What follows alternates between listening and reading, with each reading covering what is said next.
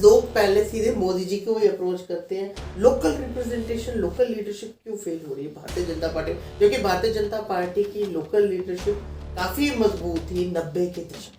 कांग्रेस भी बोले कि हम भारतीय जनता पार्टी की बी टीम है तो बात ही खत्म हो जाती है। अब जहाँ पे बी पार्टी का तो कोई सवाल ही पैदा नहीं होता।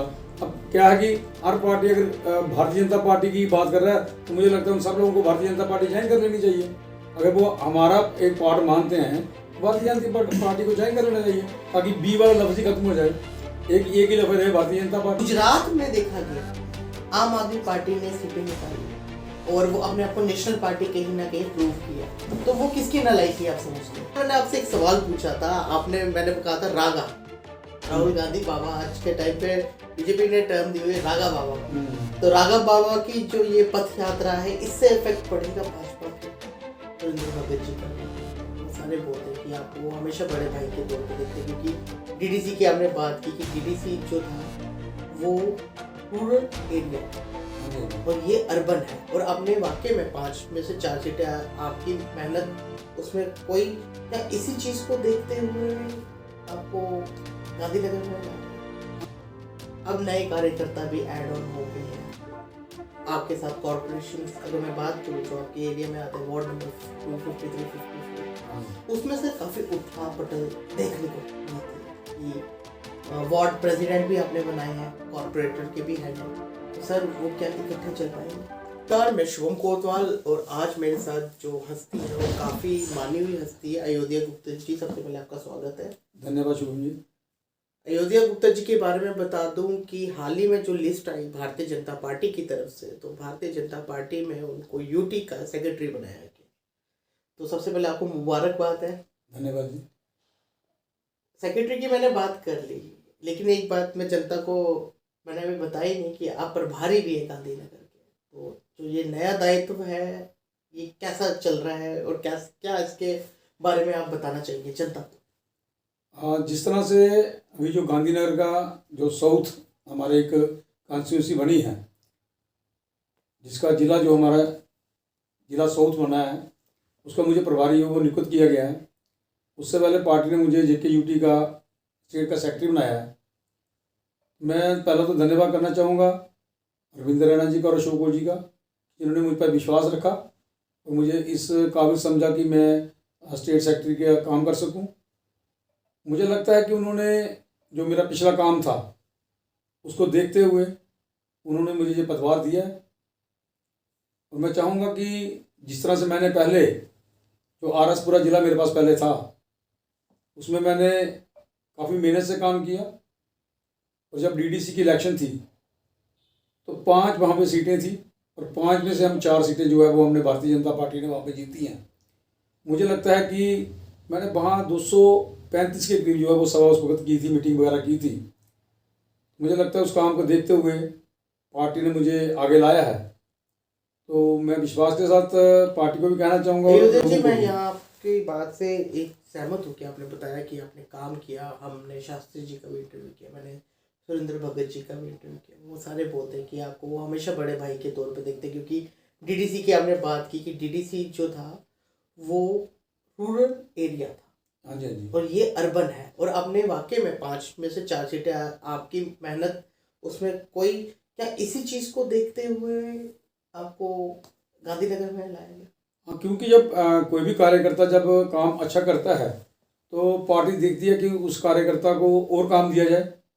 मुझे लगता है कि जहाँ पे जो ये अर्बन एरिया ये थोड़ा टफ है, क्योंकि जहाँ पे हमारी कॉरपोरेशन भी है, जहाँ पे थोड़ा जैसे पंचायतें भी हैं हमारे पास, तो उस सारा का एक मिक्सअप है।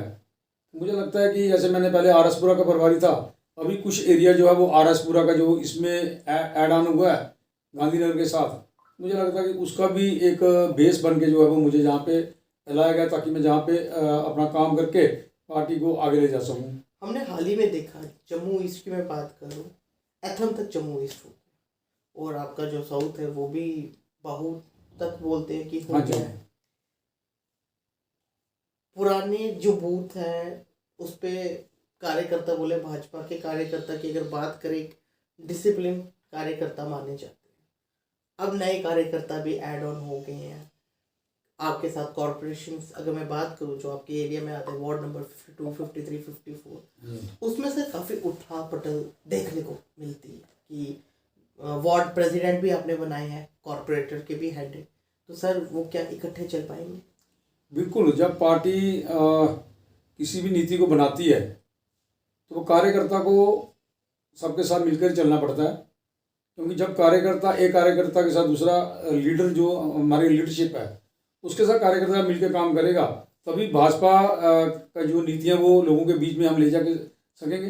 और नरेंद्र भाई मोदी का जो सपना है कि हमारे इस देश में डेवलपमेंट हो, सबका साथ हो, सबका विकास हो, वो तभी होगा जब हमारा सारा कार्यकर्ता जो वो लीडरशिप के साथ काम बखूबी कर सके। आपने बताया सबका साथ सबका विकास, आपसे हाल ही में मिला था जब मैंने आपसे एक सवाल पूछा था, मैंने कहा था रागा, राहुल गांधी बाबा, आज के टाइम पे बीजेपी ने टर्म दी हुई है रागा बाबा, तो रागा बाबा की जो ये पथ यात्रा है, इससे इफेक्ट पड़ेगा भाजपा के? इससे भाजपा को कोई फर्क पड़ने वाला नहीं है। कांग्रेस आज पूरे भारतवर्ष में कहीं दिख नहीं रही है। मुझे लगता नहीं है कि राहुल गांधी का कोई इफेक्ट जो है वो कहीं भी ज़्यादा पड़ेगा। इसी बीच हमने देखा कि कांग्रेस, जब रागा की रैली चली, कांग्रेस ने हिमाचल में बड़ा अच्छा काम किया कि सीटें निकाली हैं या कुछ भी, और आपने बताया कि बदलाव होता है, एक बार वो भाजपा को देते हैं। गुजरात में देखा गया आम आदमी पार्टी ने सीटें निकाली और वो अपने आप को नेशनल पार्टी कहीं ना कहीं प्रूव किया, तो वो किसकी नालायकी आप समझते हैं? नहीं, देखिए, आप पार्टी अपने आप को बेशक नेशनल पार्टी बोल रही है, लेकिन नेशनल पार्टी का मुझे लगता नहीं कि अभी उसका कोई ऐसा कोई काम है कि नेशनल। आप हिमाचल में देख लो, आप पार्टी को क्या मिला, गुजरात में उसको कितना शेयर मिला, जब उसके पहले वो गोवा में था उसको वहाँ पे कितना शेयर मिला। ठीक है, अब लोगों की एक चॉइस है कि अब लोग कांग्रेस का वोट था वो वोट बैक जो थोड़ा वो आप में कन्वर्ट हुआ है। वो मोदी जी से बड़ी उम्मीद है। आप डोडा में चले जाएं, लोग बोलते हैं मैं मोदी जी के साथ ही गुहार करता हूँ। ऐसा क्यों है अभी भी कि पहाड़ी का स्टेटस मांगने के लिए पहले रविंद्र रैना जी वकील बने, लेकिन लोग पहले सीधे मोदी जी को ही अप्रोच करते हैं? लोकल रिप्रेजेंटेशन, लोकल लीडरशिप क्यों फेल हो रही है भारतीय जनता पार्टी, क्योंकि भारतीय जनता पार्टी की लोकल लीडरशिप काफ़ी मजबूत थी 90 के दशक से। नहीं, अभी भी ये भारतीय जनता पार्टी की जो लीडरशिप है वो काफ़ी मजबूत है। रविंद्र रैना जी के नेतृत्व में पार्टी ने जहाँ पे अहम फैसले लिए हैं, और अहम फैसले जो है लोगों के हक में हुए हैं, तो ये तो कहना बिल्कुल सरासर गलत है, क्योंकि रविंद्र रैना लोग, मैं बता रहा हूँ कि लोगों का सिनेरियो, देखो लोगों का सिनेरियो वो क्या है उसमें हम नहीं जाना चाहेंगे, लेकिन मैं ये बात आपको बताना चाहूँगा, रविंद्र रैना जी की अध्यक्षता में भारतीय जनता पार्टी काफ़ी आगे मुकाम पे चढ़ रही है, और ग्रास रूट तक कार्यकर्ता नरेंद्र भाई मोदी जी की स्कीमों को लेके जा रहे हैं। जो नरेंद्र भाई मोदी जी ने स्कीमें केंद्र से हमें जम्मू में दी हैं, वो सारी स्कीमें जा रही है। भैया आप आयुष्मान योजना को देख लो, लोगों ने 5-5 लाख रुपए का जहाँ पे उसका फ़ायदा लिया है। तो ये स्कीमें तभी आगे जा रही है जब हमारे अध्यक्ष जी ने उनको स्कीमों को आगे कार्यकर्ताओं में दिया, और कार्यकर्ता उसको ग्राउंड लेवल पे लेके, ग्रास रूट पे लेके जा रहे हैं। मुझे लगता है ये बहुत बड़ा एक अफेक्ट है भारतीय जनता पार्टी का आगे बढ़ना। आपने बताया वार्ड्स की बात की आपने। आपके वार्ड्स में हमने देखा कि वाकई में रूरल एरिया भी पड़ता है और अर्बन भी पड़ता है, क्योंकि नए वार्ड्स बने हैं, 72 तक हो गए हैं, 72 वार्ड्स हो गए हैं। उसके बीच में जितने भी वार्ड्स नए बने हुए हैं, हमने देखा ट्रांजिशन में बड़ी प्रॉब्लम आ रही है, ना वो गाँव रह पा रहे हैं ना वो शहर बन पा रहे हैं, बड़ी जगह ये दिक्कत आ रही है। तो उनको क्या आपके प्लान है उनको लेके?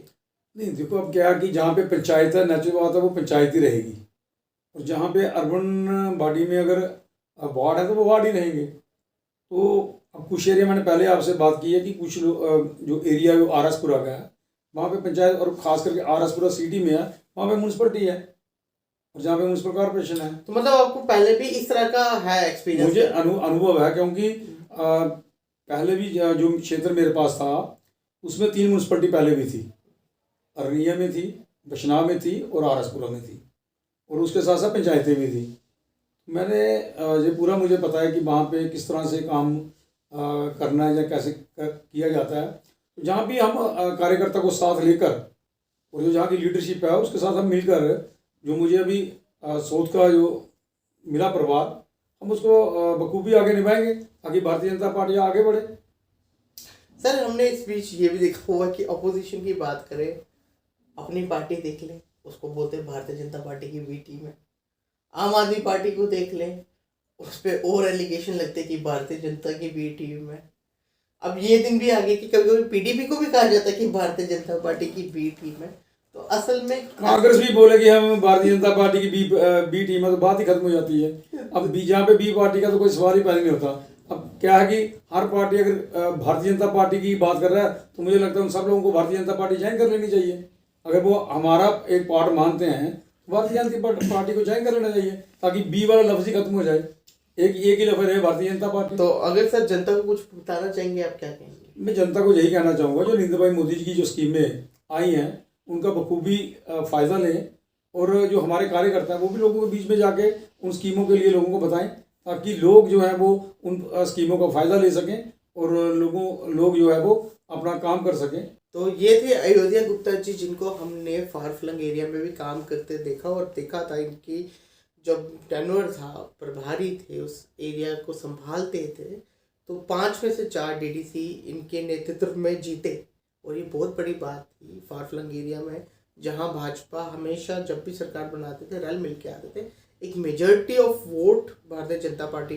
सर आखिरी इस चीज़ का मैं सवाल आपसे ज़रूर पूछूंगा, 50 पार का क्या मंत्र? वो देखो, नरेंद्र भाई मोदी जी का जो एक सपना है कि जम्मू कश्मीर में भारतीय जनता पार्टी की सरकार हो, और मुझे लगता है कि जिस तरह से हमारे कार्यकर्ता काम जहाँ पे कर रहे हैं और रविंद्र रैना जी के नेतृत्व में जिस तरह से जहाँ पे कार्यकर्ता काम कर रहे हैं, मुझे लगता है कि जो आंकड़ा वो बोल रहे हैं वो आंकड़ा वो पार होगा। तो आपने देख लिया कि अयोध्या गुप्ता जी ने भी कहा कि इस बार 50 का आंकड़ा छू लेगा, क्योंकि पार्टी प्रधान कह रहे हैं और हम भी चाहते हैं कि जिस तरह से अच्छा काम कर रहे हैं हमेशा आगे बढ़े, और इनके नेतृत्व में जो गांधीनगर वाली बेल्ट है, जो साउथ की जिम्मेदारी इन पर है, उसको बखूबी निभाए। और हम भी इन पे नज़र बना के रखेंगे कि जहाँ पे कोई कमी पेशी होगी, हम भी आपके माध्यम से जो कमेंट बॉक्स पे आप प्रॉब्लम्स लिखते हैं हम इन तक पहुँचाएंगे, ताकि ये भी उस पर काम कर सकें। अभी के लिए बस इतना ही, दीजिए मुझे इजाज़त। मैं शुभम कोतवाल, जय हिंद। धन्यवाद।